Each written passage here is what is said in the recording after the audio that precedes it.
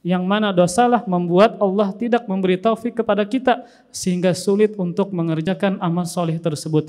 Maka dalam rangka untuk menyambut 10 pertama bulan Dzulhijjah, maka langsung saat sekarang kita senantiasa memperbanyak taubat kita kepada Allah Subhanahu wa taala hingga Allah mengangkat dosa kita, agar Allah memberikan taufik kepada kita sehingga Allah memudahkan kita untuk beramal soleh. Itu yang pertama.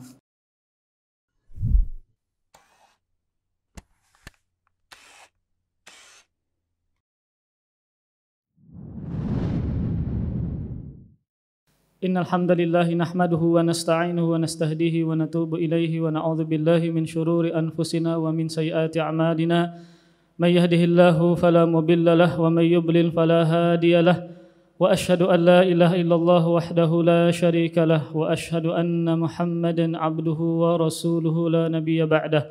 Qala Allah ta'ala fil Qur'anil Karim, ya ayyuhalladzina amanu taqullaha haqqa tuqatih wa la tamutunna illa wa antum muslimun, amma ba'du. Fa inna asdaqal hadithi kitabullah wa khairul hadi hadi Muhammadin sallallahu alaihi wa alihi wasallam wa syarrul umuri muhdatsatuha fa inna kulla muhdatsatin bid'ah wa kulla bid'atin dhalalah wa kulla dhalalatin finnar. Fa ya ayyuhal muslimun usikum wa nafsi bitaqwallah faqad fazal muttaqun. Allahumma salli wa sallim ala nabiyyina wa sayyidina Muhammadin wa ala alihi wa sahbihi wa barik wa sallim ajma'in. Ma'asyiral muslimin rahimani wa rahimakumullah. Senantiasa khatib mewasiatkan kepada diri sendiri kemudian kepada para hadirin sekalian agar senantiasa meningkatkan ketakwaannya kepada Allah Subhanahu wa taala dengan meninggalkan seluruh larangan Allah Subhanahu wa taala dan mengerjakan seluruh perintah Allah Subhanahu wa taala. Karena janji Allah bagi orang yang bertakwa baik dikala sempit, susah, senang, Allah Subhanahu wa taala mengatakan, "Wa may yattaqillaha yaj'al lahu makhraja wa yarzuqhu min haitsu la yahtasib." Dan barang siapa yang bertakwa kepada Allah, pasti Allah akan memberikan jalan keluar untuknya dan pasti Allah memberikannya rizki jalan yang tidak diduga-duga. Sahabat Abdullah bin Abbas mengatakan, ay makhrajan yunjihi min kulli krabid dunya wal akhirah, yaitu jalan keluar bagi segala kesulitan dunia dan jalan keluar bagi segala kesulitan yang ada di akhirat. Maka ma'asyiral muslimin rahimani wa rahimakumullah, jadikan bertakwa kepada Allah adalah pedoman hidup kita. Jadikan bertakwa kepada Allah mata hidup kita dikala senang, dikala sempit, dikala susah, sehat, sakit dan seterusnya, agar Allah Subhanahu wa taala senantiasa memberikan jalan keluar untuk kita dan memberikan kebahagiaan kepada kita. Ma'asyiral muslimin rahimani wa rahimakumullah. Tidak berapa lama lagi kita akan memasuki bulan Dzulhijjah. Maka termasuk karunia Allah Subhanahu wa taala kepada hamba-hambanya adalah menjadikan di antara bulan-bulan tersebut musim-musim kebaikan, panen pahala yang berlipat ganda yang Allah berikan kepada hamba-hambanya, agar hamba-hamba Allah Subhanahu wa taala memperbanyak amal saleh di bulan-bulan tersebut, di musim-musim tersebut, agar mereka senantiasa berlomba-lomba mendekatkan dirinya kepada Allah Subhanahu wa taala. Maka orang yang berbahagia adalah orang yang memanfaatkan musim-musim kebaikan dan panen pahala tersebut. Maka termasuk di dalamnya adalah bulan Dzulhijjah. Karena bulan Dzulhijjah termasuk bagian bulan Allah yang haram. Sebagaimana firman Allah Subhanahu wa taala, "Inna iddatasy syuhuri 'indallah 12 syahran fi kitabillah, yauma khalaqas samawati wal arda minha arba'atun hurum, fala tadhlimu fihinna anfusakum." al-ayah. Kata Allah Subhanahu wa taala, sungguh jumlah bulan di sisi Allah ada 12 bulan yang pada hari Allah menciptakan langit dan bumi. Kemudian kata Allah Subhanahu wa taala, di antara 12 bulan tadi ada 4 bulan yang haram. Kata Allah Subhanahu wa taala mengingatkan kita, maka kalian janganlah menzalimi pada bulan-bulan tersebut, menzalimi diri-diri kalian. Maka perhatikan ma'asyiral muslimin rahimani wa rahimakumullah. Dalam setahun ada 12 bulan. Kemudian di dalamnya ada 4 bulan Allah yang haram. Kemudian di ayat ini Allah tidak menyebutkan secara rinci 4 bulan haram yang Allah sebutkan di dalam ayat ini. Maka Rasulullah SAW dalam hadisnya riwayat Imam Bukhari, Rasulullah SAW mengatakan merincikan 4 bulan tersebut. Rasul mengatakan, Innaz zaman qad istadara kahayatin yawma khalaqas samawati wal arda.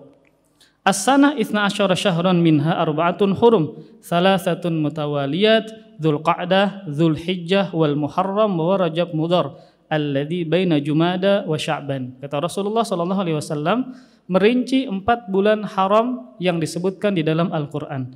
Sesungguhnya masa itu telah berputar sebagaimana keadaannya pada waktu yang Allah telah menciptakan langit-langit dan bumi. Dalam setahun ada 12 bulan. Di antara 12 bulan ini ada 4 bulan yang haram. 3 bulan berturut-turut, yaitu Dzulqa'dah, Dzulhijjah, dan Muharram. Dan Rajab Mudhar, yang dia berada antara Jumada dan Sya'ban. Maka dari 12 bulan ini ada 4 bulan yang Allah istimewakan yang dinamakan dengan bulan haram, karena 4 bulan ini diharamkan untuk berperang, yaitu Dzulqa'dah, Dzulhijjah, Muharram, dan Rajab. Nah, kemudian ma'asyiral muslimin rahimani wa rahimakumullah, entah semua bulan atau 4 bulan yang haram, maka perhatikan perkataan dan tafsiran Abdullah bin Abbas mengenai ayat yang kita baca tadi.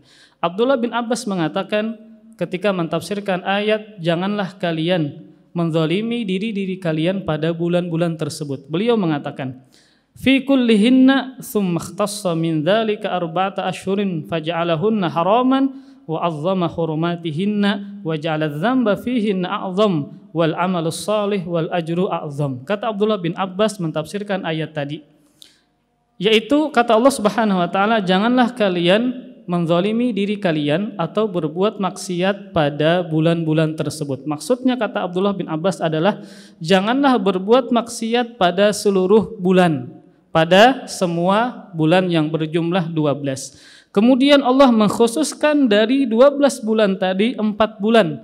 Lalu Allah Subhanahu wa taala menjadikan 4 bulan tadi menjadi bulan yang haram.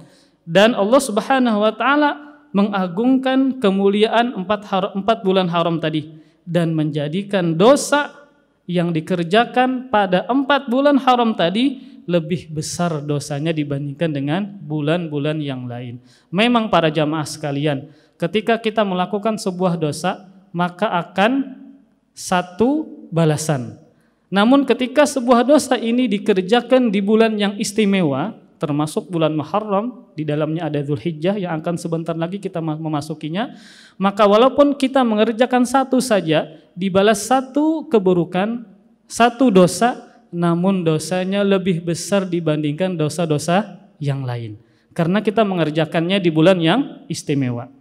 Sebaliknya, wal amalus shalih wal ajru a'zam, dan amalan saleh dan ganjaran pahala lebih besar juga dikerjakan di bulan-bulan tersebut.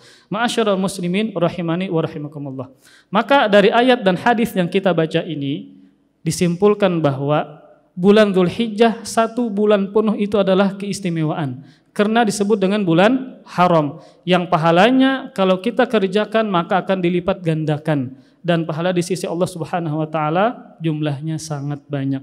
Namun juga harus diperhatikan bahwasanya ketika sebuah dosa diamalkan, dikerjakan di bulan tersebut, maka walaupun cuma 1 diberikan dosa, namun itu lebih besar dibandingkan dari bulan yang lain. Nah, ini menyimpulkan bahwasanya bulan Dzulhijjah adalah bulan yang istimewa. Kemudian terdapat lagi keistimewaan yang lain dari bulan Dzulhijjah yang terdapat pada 10 pertama bulan Dzulhijjah. Ini sebagaimana firman Allah sebagaimana sabda Rasulullah SAW yang menyatakan bahwa beramal soleh di awal-awal bulan Dzulhijjah atau 10 pertama bulan Dzulhijjah itu adalah amalan yang paling Allah cintai. Sebagaimana sabda Rasulullah SAW, "Ma min ayyamin al-amalus shalih fiha ahabbu ilallah min hadhil ayyam, yakni ayyam al-ashri. Qalu ya Rasulullah, walal jihadu fi sabilillah? Qala walal jihadu fi sabilillah illa rajulun kharaja bi nafsihi wa malihi falam yarji min dzalika bi syai'in. Kata Rasulullah sallallahu alaihi wasallam, tidak ada hari di mana amal soleh saat itu lebih dicintai Allah daripada hari-hari ini, yaitu 10 hari dari bulan Dzulhijjah. Maka para sahabat otomatis bertanya, wahai Rasulullah, tidak juga jihad di jalan Allah, jihad fi sabilillah? Rasul menjawab, tidak juga jihad fi sabilillah menyamai pahala dari beramal soleh di hari-hari tersebut, kecuali orang yang keluar berjihad dengan jiwa dan hartanya, lalu dia tidak kembali dengan membawa apapun. Maksudnya apa? Ketika dia berjihad dengan jiwanya, dengan hartanya, dia meninggal dunia di medan jihad tersebut, maka bisa menandingi amal-amal soleh yang dikerjakan di 10 pertama bulan Dzulhijjah. Kemudian keutamaan yang berikutnya dari 10 pertama bulan Dzulhijjah adalah Rasul katakan sebagai hari yang paling afdol di dunia. Hari-hari yang paling afdol di dunia. Ini sebagaimana sabda Rasulullah SAW dari sahabat Jabir bin Abdullah radhiyallahu taala anhuma. Rasulullah sallallahu alaihi wasallam bersabda, afdalu ayyamid dunya al-ashru, yakni asyra Dzulhijjah. Al-hadits rawahul Bazzar, yang disahihkan oleh Al-Albani rahimahullahu taala. Kata Rasulullah sallallahu alaihi wasallam, hari-hari dunia yang paling afdal adalah 10 hari, yakni maksudnya adalah 10 pertama bulan Dzulhijjah. Maka para ikhwah, para jamaah sekalian, kalau kita katakan, dan ini menurut kesaksian Rasulullah SAW, maka hari-hari yang paling afdal yang ada di dunia adalah 10 pertama bulan Dzulhijjah. Namun kemudian kita bertanya, lebih afdal mana dibandingkan dengan 10 malam terakhir bulan Ramadan? Maka jawabannya adalah, kalau malam yang paling afdal adalah 10 terakhir bulan Ramadan. Namun kalau hari atau siangnya, maka yang lebih afdal adalah 10 pertama bulan Dzulhijjah. Maka alangkah ruginya ketika kita memasuki 10 pertama bulan Dzulhijjah berlalu sia-sia, kita tidak memperbanyak amal soleh di bulan tersebut, dan wal'iyadzubillah bahkan kita mengerjakan perbuatan maksiat di bulan tersebut. Kemudian di antara keutamaan 10 pertama bulan Dzulhijjah juga adalah Allah bersumpah dengan hari-hari tersebut, sebagaimana firman Allah Subhanahu wa taala, wal fajri walayalin ashr. Kata Allah, demi waktu fajar dan demi 10 malam. Nah, para ahli tafsir, kebanyakan dari mereka termasuk di dalamnya Abdullah bin Abbas, ini juga dirajihkan oleh Imam Ibnu Katsir dan Ibnu Rajab Al-Hambali, maksud dari sumpah yang Allah bersumpah dengannya dan demi 10 malam, maksudnya adalah 10 pertama bulan Dzulhijjah. Ketika Allah Subhanahu wa taala bersumpah dengan sesuatu, maka itu menunjukkan keistimewaan dan kemuliaan yang Allah bersumpah dengannya. Ma'asyiral muslimin rahimani wa rahimakumullah. Maka kita sudah menyebutkan keutamaan bulan Dzulhijjah secara umum. Kemudian kita menyebutkan keutamaan 10 pertama bulan Dzulhijjah. Namun apa amalannya? Apa amal soleh yang harus kita kerjakan di hari-hari tersebut? Maka yang pertama, ma'asyiral muslimin rahimani wa rahimakumullah, ini juga diamalkan sekarang untuk menyambut hari-hari tersebut adalah amalan pertama untuk segera bertobat kepada Allah Subhanahu wa taala. Kenapa demikian? Karena tatkala kita memiliki dosa dan itu banyak tidak bertobat kepada Allah Subhanahu wa taala, maka dosalah yang membuat kita sulit untuk beramal soleh.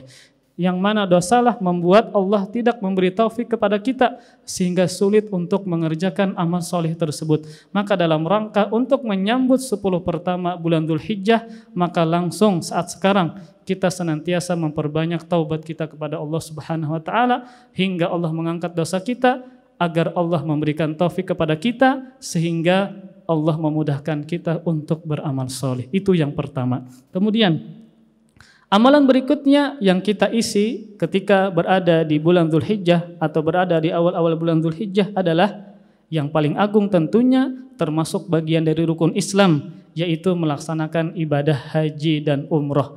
Namun ini kalau mampu, dan pada tahun ini qadarullah pemerintah sudah memutuskan untuk tidak memberangkatkan jamaah haji.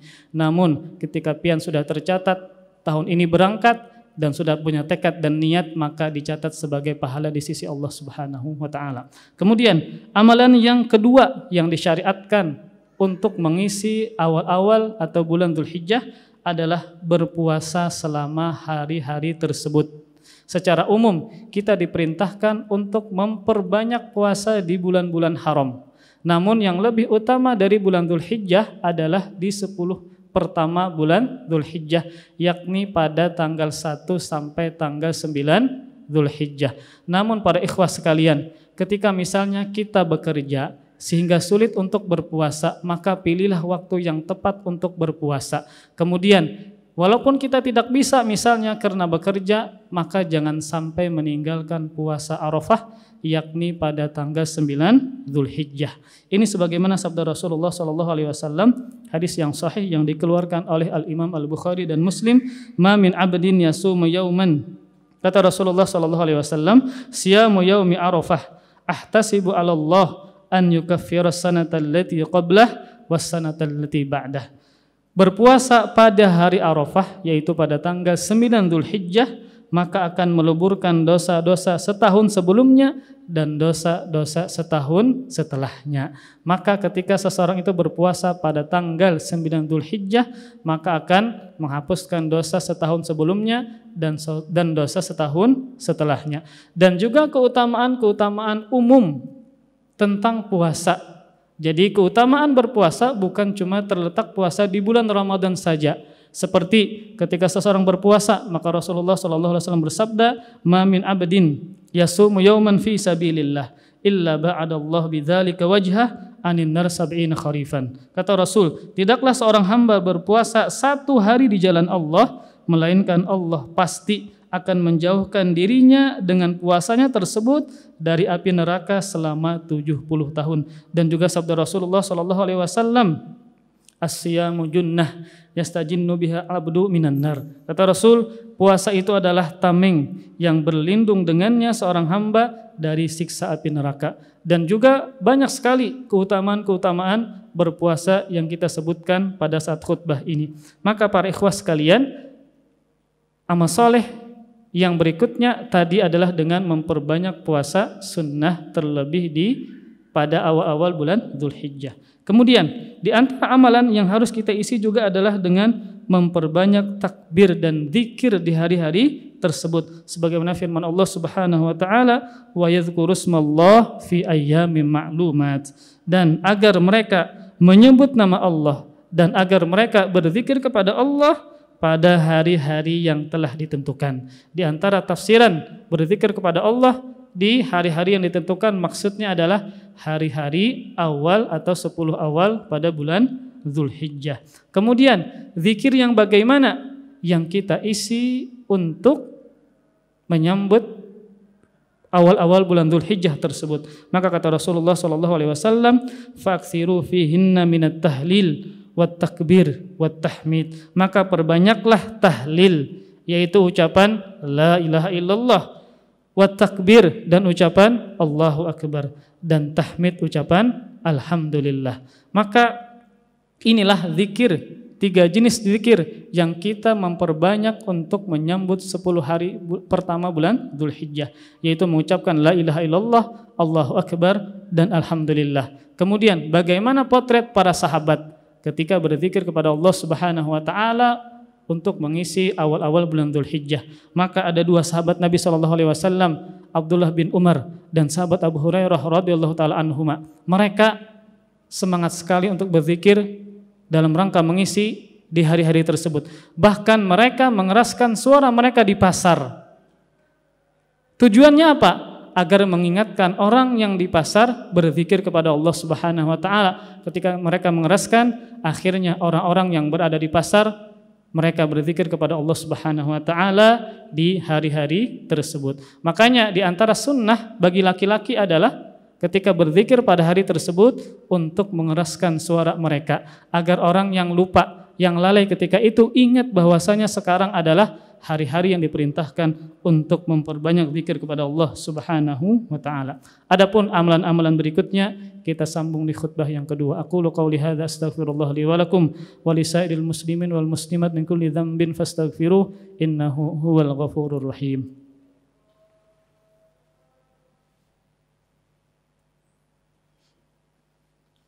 Alhamdulillahi rabbil alamin hamdan katsiran tayyiban mubarakan fih wa ala alihi wa sahbihi wa barik wa sallim ajma'in ma'asyiral muslimin rahimani wa rahimakumullah.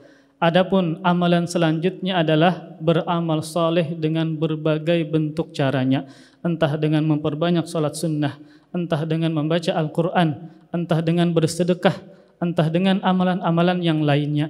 Intinya adalah secara khusus kita beramal saleh yang disebutkan tadi, namun secara umum juga kita diperintahkan untuk memperbanyak amal saleh di hari-hari tersebut, karena Allah akan melipatkan ganda pahalanya di hari-hari tersebut, dan Allah Subhanahu wa taala banyak memiliki ampunan dan pahala pada hari-hari tersebut. Ma'asyiral muslimin rahimani wa rahimakumullah.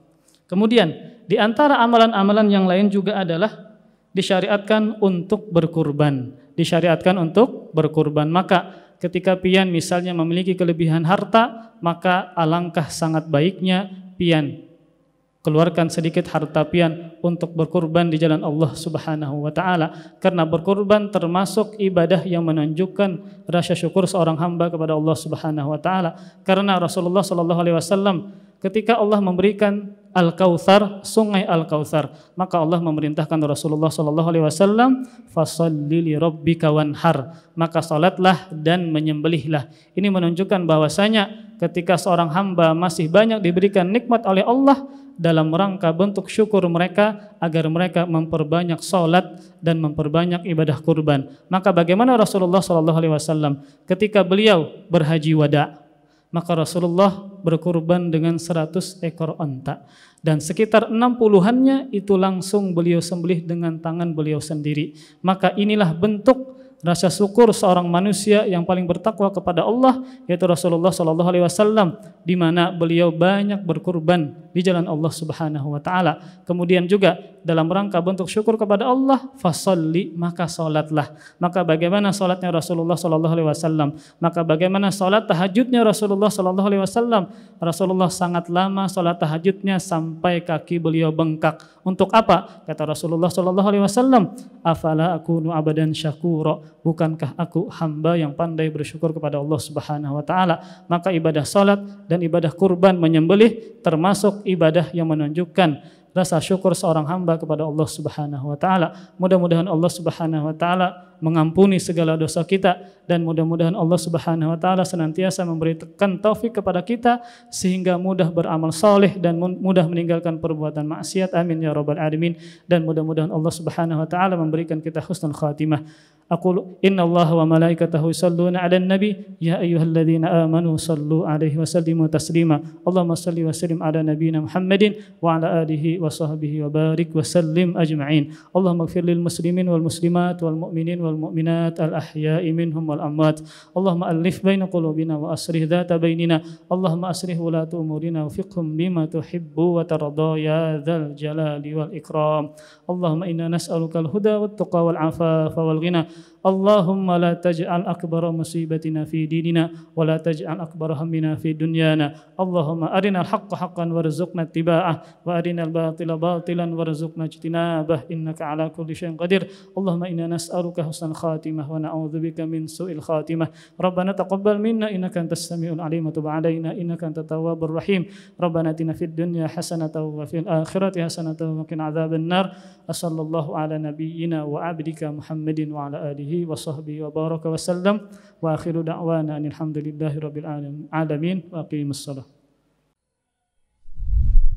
Terima kasih. Jazakumullah khairan wa barakallahu fikum. Video ini dibuat atas partisipasi dari donasi Anda. Semoga menjadi amal jariah bagi Anda semuanya.